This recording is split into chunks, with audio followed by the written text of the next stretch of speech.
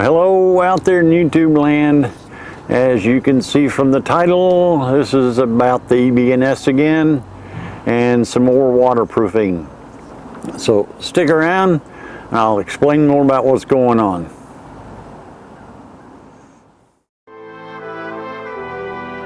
This is Surviving 2 coming to you with another video.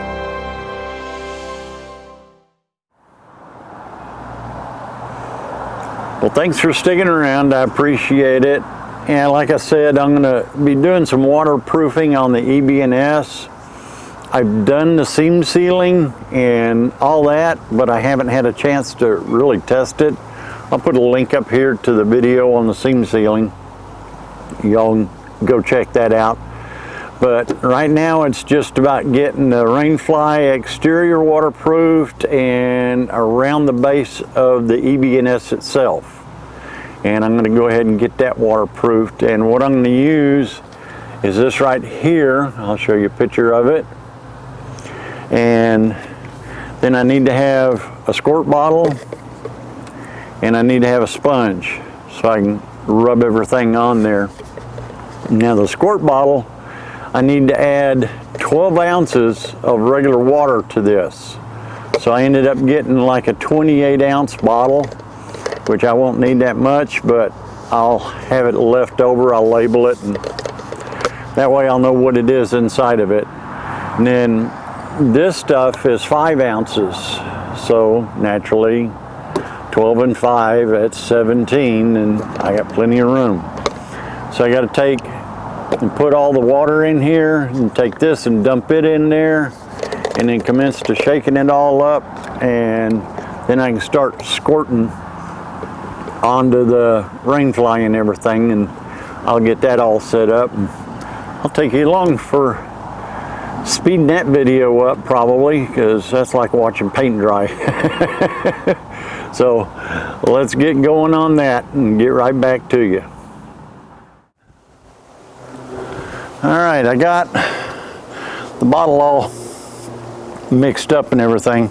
I took filtered water and put in here, so that way I got no contaminants in with this. And what I'll do is just start at the top, work my way down, hopefully get the mist adjusted right on this.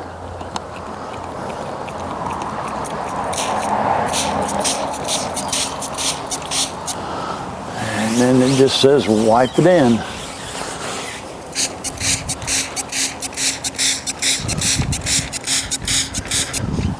It says wipe all the excess.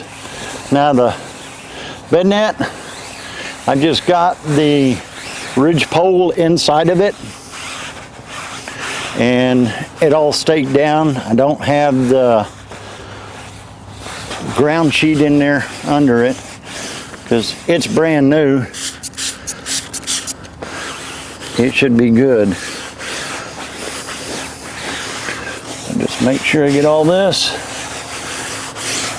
nice and wet down. And then it says come back and get all the excess off of it.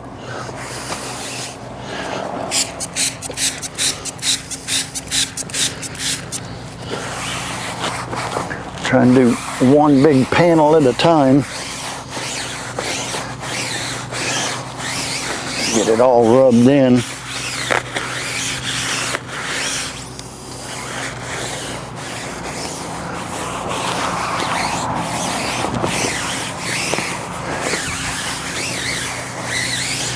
Make sure it gets good and wet.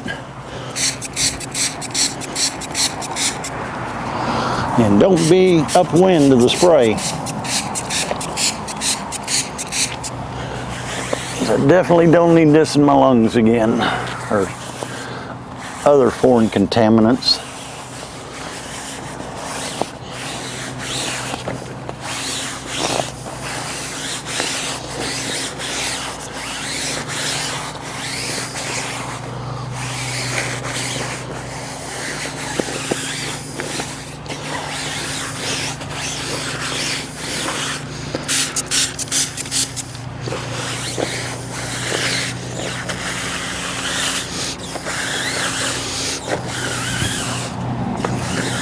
Not so much worried about getting it on the bottom edges. Once the water gets down that far, it's going to run off. The main thing is up here, get underneath the flaps, get all that good.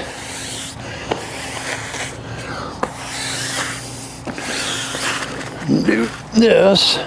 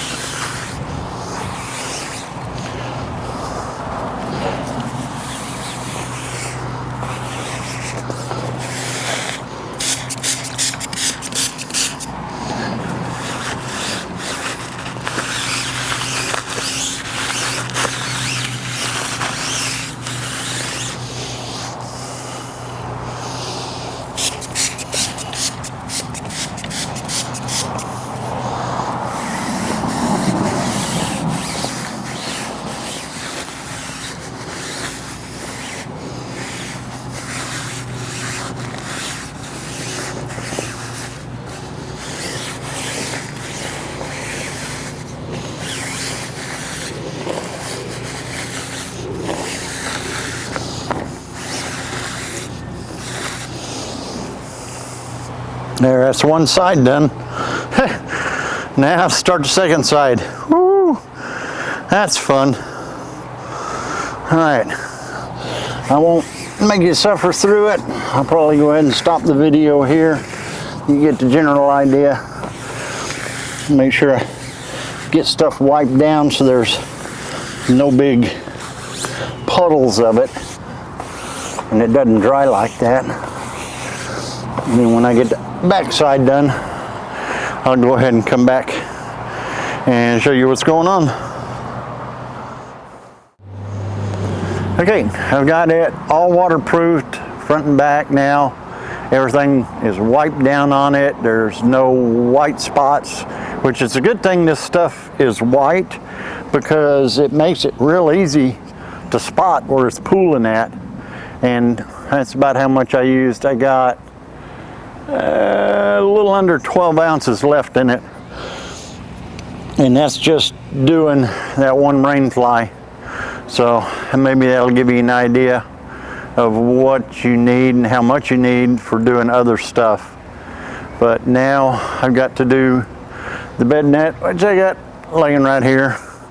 I got to do the bottom of it all here and all this material edge around there and get that waterproofed so that way it's doing good. So I'm going to get after that here in a few minutes, but right now I'm going to sit down and rest, and I'll get back to y'all in a few seconds. All right, now I'm going to go ahead and do the bed net itself. And in another video I was talking about this going onto a army cot.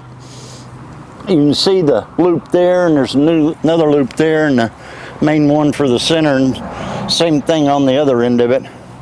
So what I'm going to do is just leave it sitting right here like this. I'll get out of the way where y'all can see. Then I'll go ahead and spray this thing down. Because when I was doing the water test, I noticed that I was getting water coming through the bottom. So this should put a screeching halt to that, or at least a lot of it. So I just rub it all on here and get it done in pretty well and move on to the next part. I don't know whether I'm doing this too heavy, too light, or what, but it's getting covered completely. I can see the film of the spray I'm putting on here covering everything, so I'm figuring that's good enough. Yeah.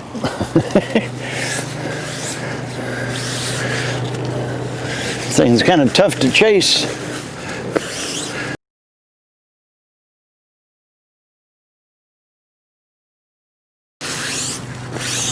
Oh, and the Rainfly itself, that dried pretty quick. It hadn't even been 15 minutes and that thing's already dry. So this stuff dries really fast.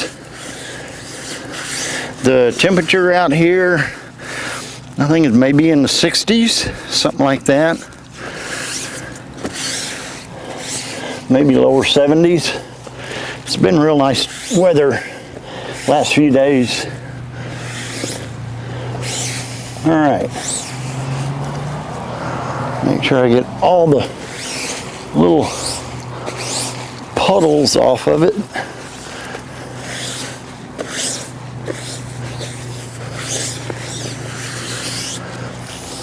All right.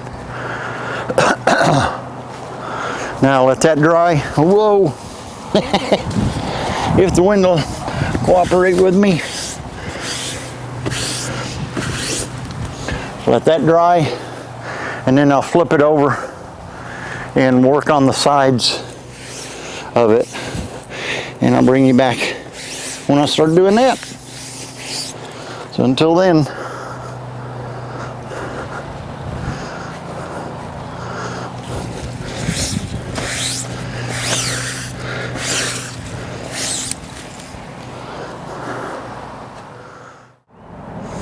okay, I've done the other side, and I'm in the process of coming back around and wiping up what puddles there are. Getting this thing, I staked it down so that way it doesn't move, because it's been trying to move around on me.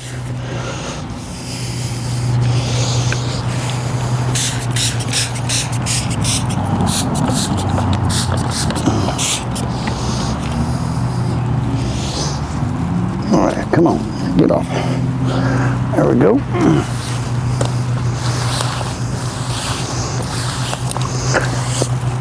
I'm just trying to make sure I get all the bathtub done and sealed up real good. I'm getting a little on the netting, but I don't care.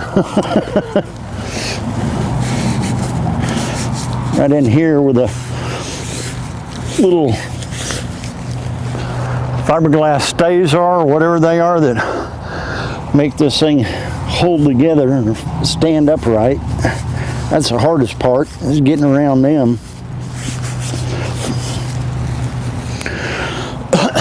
The rest of it goes pretty good.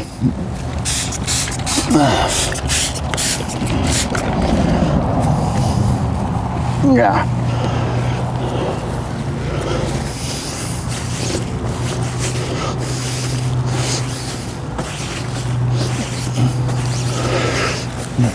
I'm trying to make sure I get all the seams, especially down on the bottom. That way standing water can't get into it.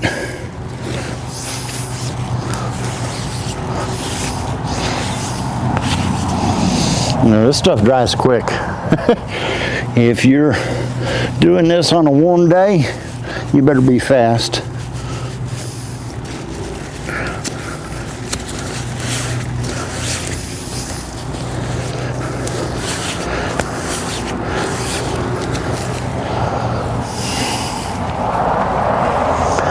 Okay, the last little bit.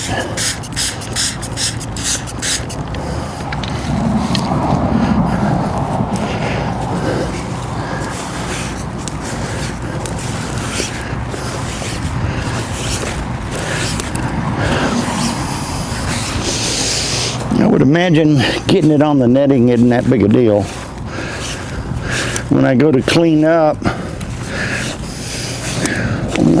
I have to wash everything up. I'm going to leave everything in that bottle But I'm going to take the bottle head off and the neck portion and take it and rinse it, put it in some soapy water and run soapy water through it so that way it doesn't glue it up or stick it. That way it stays pretty clean, because I can feel it on my hands. It's sticky. So that should help the spray mechanism do pretty good. Yep, I think I got all the little extra bubbles out of it. So that should be it. So now I just have to wait till I use it again to see how well, or see where the leaks are, if there are any.